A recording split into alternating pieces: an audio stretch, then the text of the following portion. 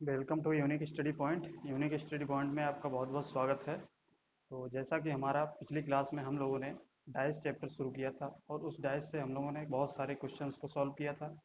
तो चलिए आज हम लोग कुछ और क्वेश्चंस को सॉल्व करते हैं और कुछ नए कॉन्सेप्ट्स को भी समझते हैं। चलिए फिर स्टार्ट करते हैं।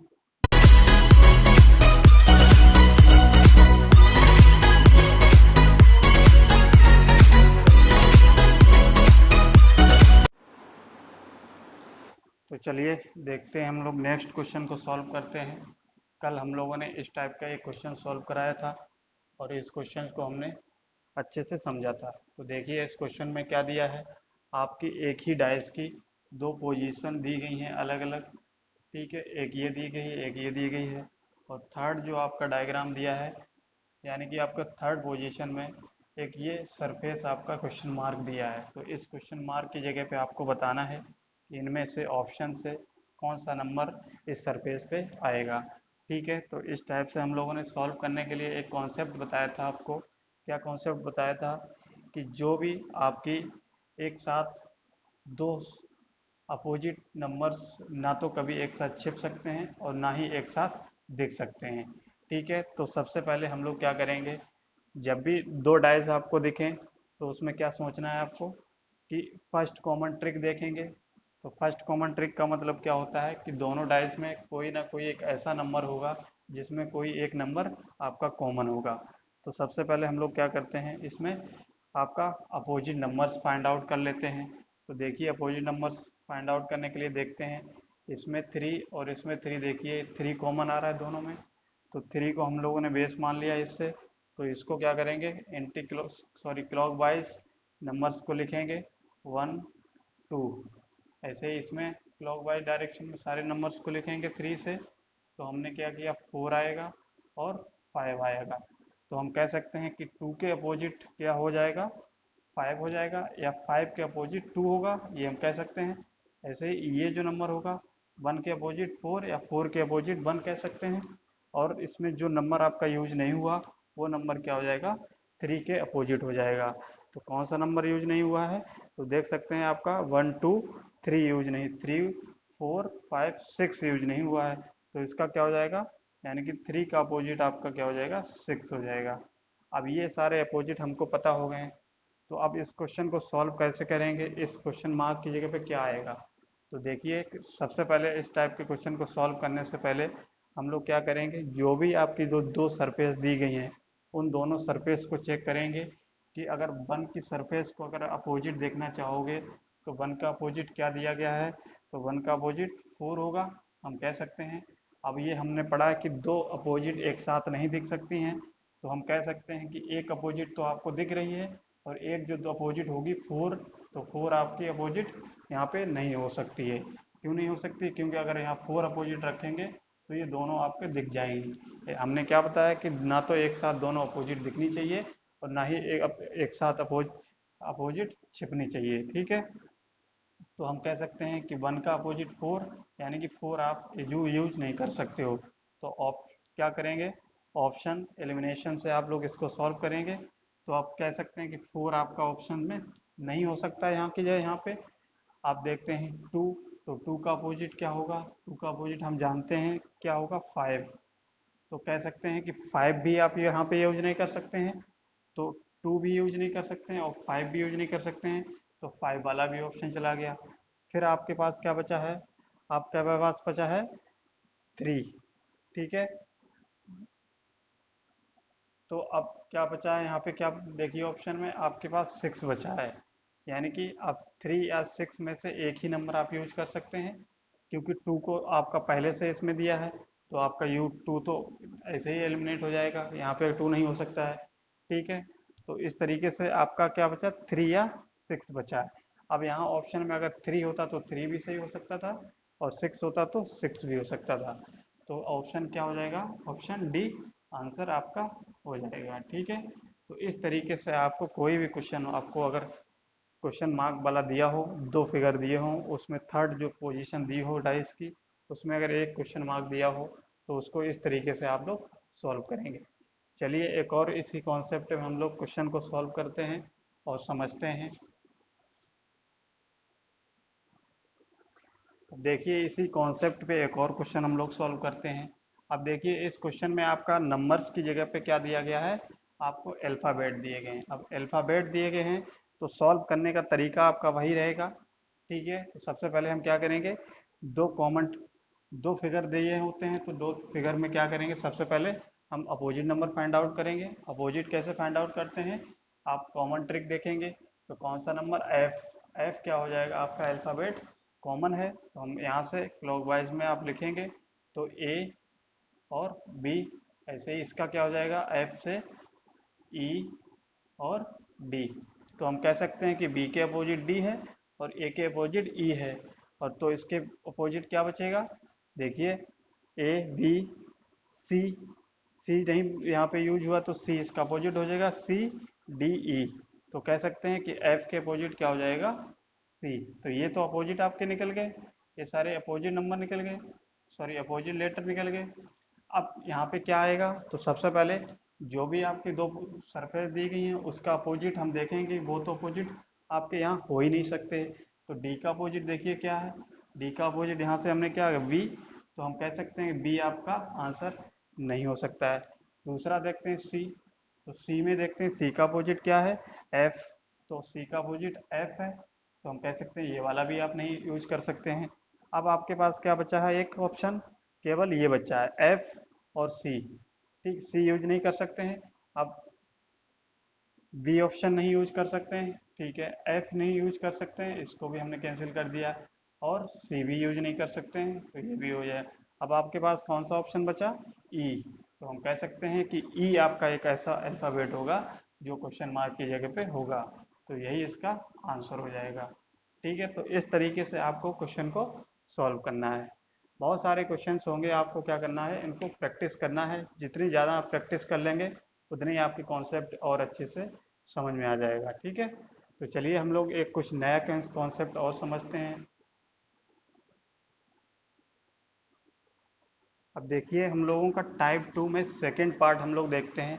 फर्स्ट पार्ट को हम लोगों ने कवर कर लिया है, जिसमें आपकी क्या होती थी, ओनली वन कॉमन ट्रिक होती थी। अब देखिए इसमें क्या होगा, second part when only two common trick.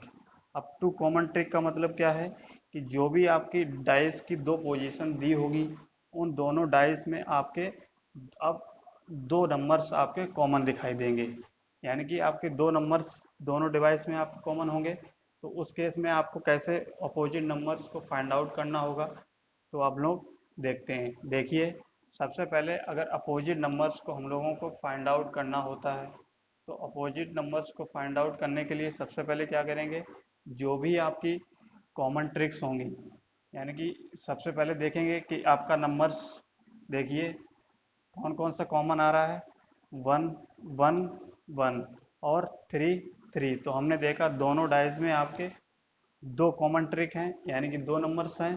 तो हम जो भी दो कॉमन होंगे उसको हम इस तरीके से सर्किल कर लेंगे। ठीक है, आप कुछ भी देख सकते हैं, वन थ्री और इसमें भी वन थ्री। ठीक है, अब जो आपकी सरफेस बचेगी दोनों डाइस में जो सरफेस बचेगी वही उसका क्या होगा, अपोजिट होगा। यानी कि जो फाइव बचेगी तो फाइव जो होगा वो उसका अपोजिट नंबर होगा। ठीक है, ये क्या हो जाएगा, इसका अपोजिट नंबर होगा, हमेशा ध्यान रखेंगे।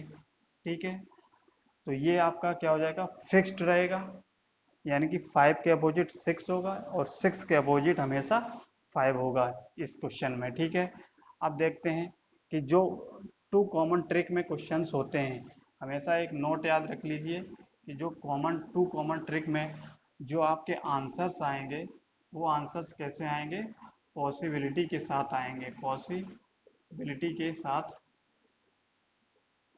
पॉसिबिलिटी के साथ आते हैं। पॉसिबिलिटी के साथ इन द सेंस क्या है, कि आपका जो भी आंसर होगा वो आपके आंसर फिक्स नहीं होंगे, यानी कि आपके पॉसिबिलिटी में होंगे। तो अभी हम लोग देखते हैं, इस चीज़ को समझते हैं।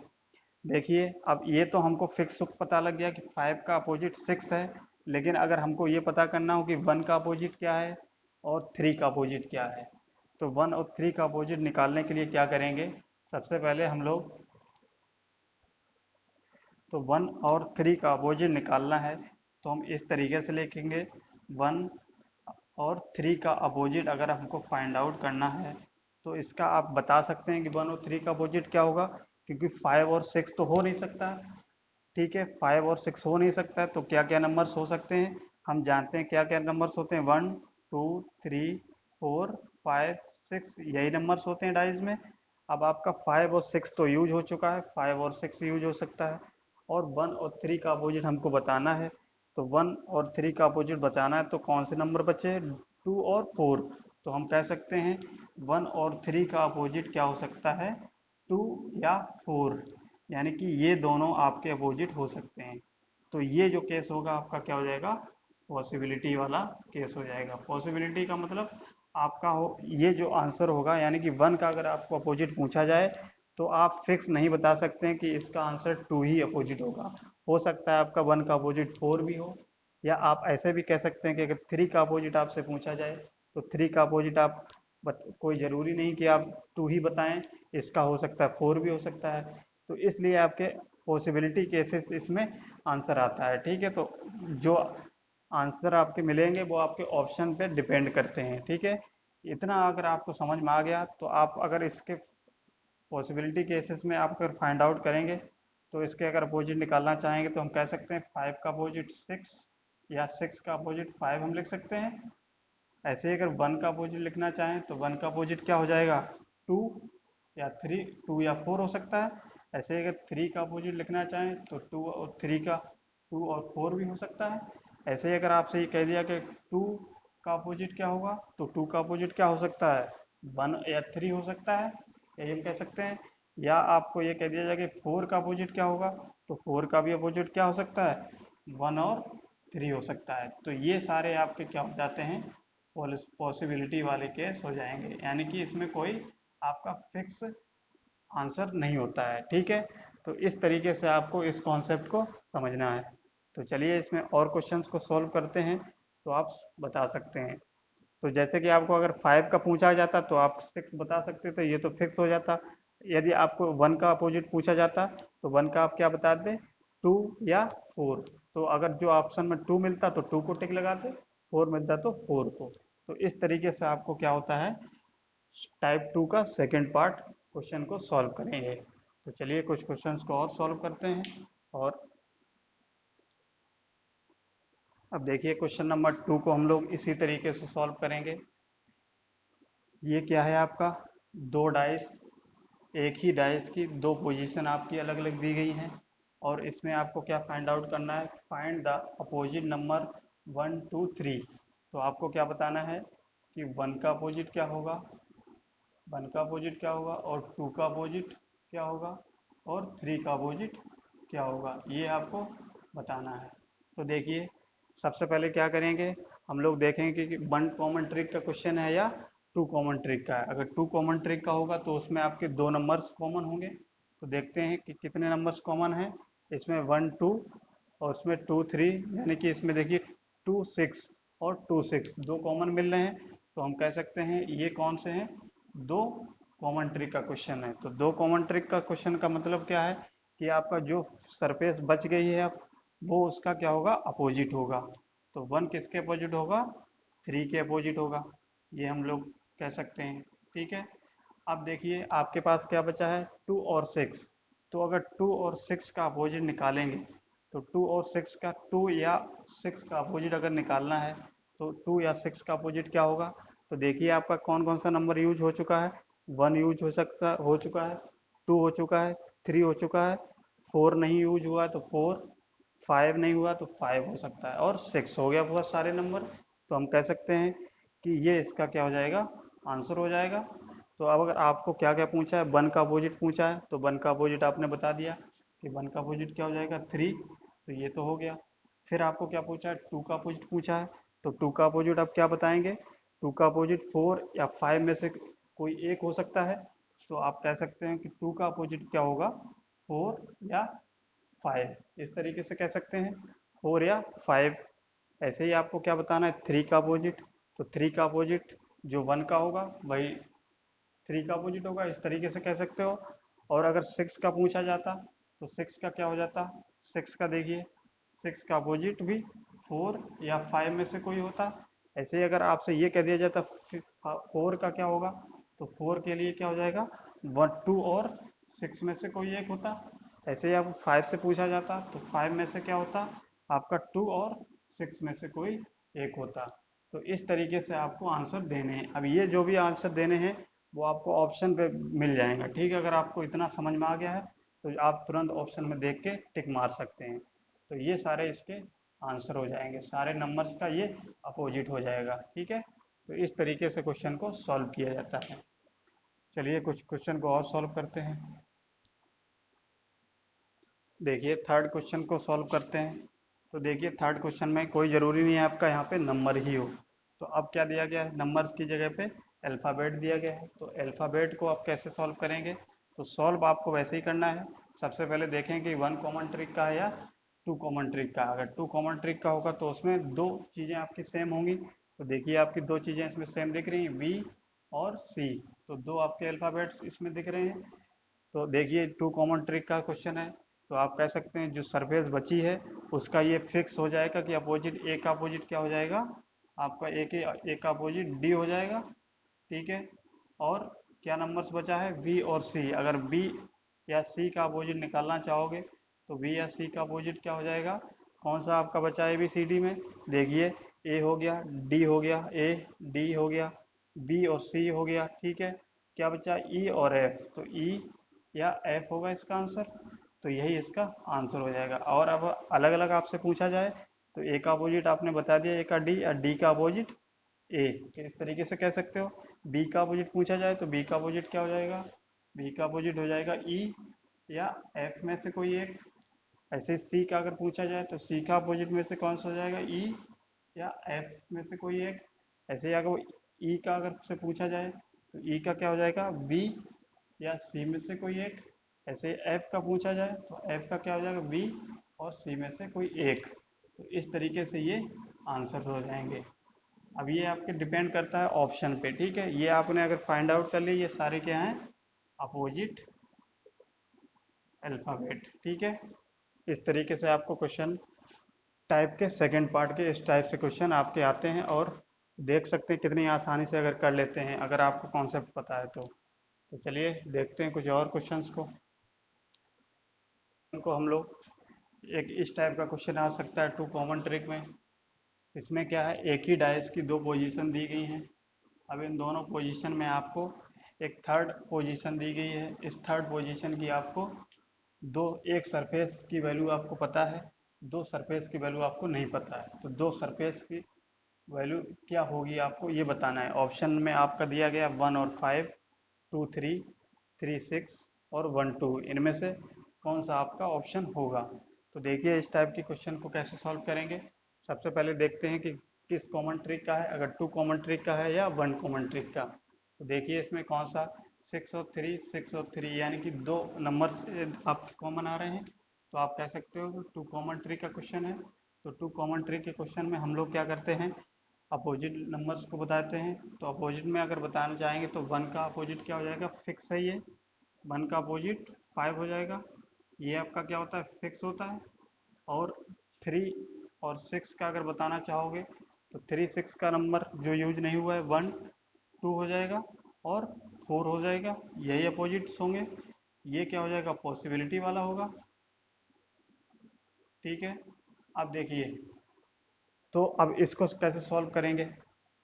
तो हमेशा आपको याद रखना है इस टाइप के क्वेश्चंस में, जब भी आपको दो डाइस दी हों, एक ही डाइस की दो पोजीशन दी हों और थर्ड जो डाइस दी हो उसमें आपके दो क्वेश्चन मार्क दिए हों, यानी कि दो सरफेस की प्लेस बताना हो, तो उस केस में आप क्या करेंगे, कुछ नहीं करना है आपको। सिंपली क्या करना है, जो भी आपकी अपोजिट वैल्यू फिक्स वाली होती है, ये फिक्स वाली वैल्यू है, हम लोग अपोजिट निकालना सीख चुके हैं। जो फिक्स वाली वैल्यू होती है उसमें आपको क्या करना है, ऑप्शन को एलिमिनेट करना है। इसका यूज करके ऑप्शन को एलिमिनेट करना है। ऑप्शन को चेक करना है, क्या चेक करना है कि 1 और 5 में से अगर ऑप्शन 1 और 5 में से कोई एक नंबर का प्रयोग हो प्रयोग हो तो वही आपका ऑप्शन कहलाएगा, ठीक है। तो वही आंसर होगा। ये चीज़ आप याद रख लीजिए, चाहे नोट में लिख लीजिए। ठीक है, क्या है ऑप्शन को कैसे आप एलिमिनेट करेंगे? जो भी आप फिक्स वैल्यू निकालेंगे उसकी अपोजिट वैल्यू, उसमें से 1 या 5 में से ऑप्शन को चेक करेंगे। अगर 1 और 5 में से कोई एक नंबर मौजूद है तो वही उसका आंसर हो जाएगा। देखिए इसमें ऑप्शन नंबर 1 को चेक करते हैं तो देखिए इसमें 1 और 5 दोनों नंबर आ गया, यानी कि हमने क्या होता है कोई एक होना चाहिए, तो ये तो ऑप्शन हो ही नहीं सकता है। ऑप्शन नंबर 2 को देखते हैं तो ऑप्शन नंबर 2 में देखिए 2 और 3 आया, यानी कि 1 और 5 में से कोई नहीं आया, तो ये वाला भी आंसर नहीं हो सकता है। इसमें देखिए 3 6 आया, यानी कि 1 और 5 में से कोई नहीं आया, तो ये वाला भी आंसर नहीं हो सकता है। अब देखिए ऑप्शन नंबर डी में आपका 1 आया है, तो 1 आपका एक नंबर यूज हो गया है। ठीक है, तो इसका आंसर क्या हो जाएगा, ये हो जाएगा। तो आप देख सकते हो कितना आसानी से आप लोग सॉल्व कर सकते हैं अगर आपको ये चीज़ पता है तो।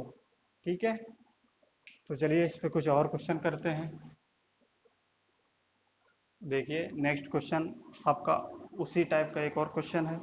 अब नंबर्स की जगह पे हमने क्या लिया, एक अल्फ़ाबेट को लिया है। ठीक है, तो इसमें क्या है, एक ही डायस की दो पोजीशन आपको दी गई हैं। थर्ड पोजीशन में आपकी दो सरफेस आपको नहीं पता है, तो उन दोनों सरफेस की वैल्यू आपको बताना है, यानी दोनों सरफेस की जगह पे आपका क्वेश्चन मार्क की जगह पे क्या ऑप्शन चूज करेंगे। तो देखिए क्या होगा, सबसे पहले हम लोग क्या करते हैं, कॉमन ट्रिक यूज करते हैं।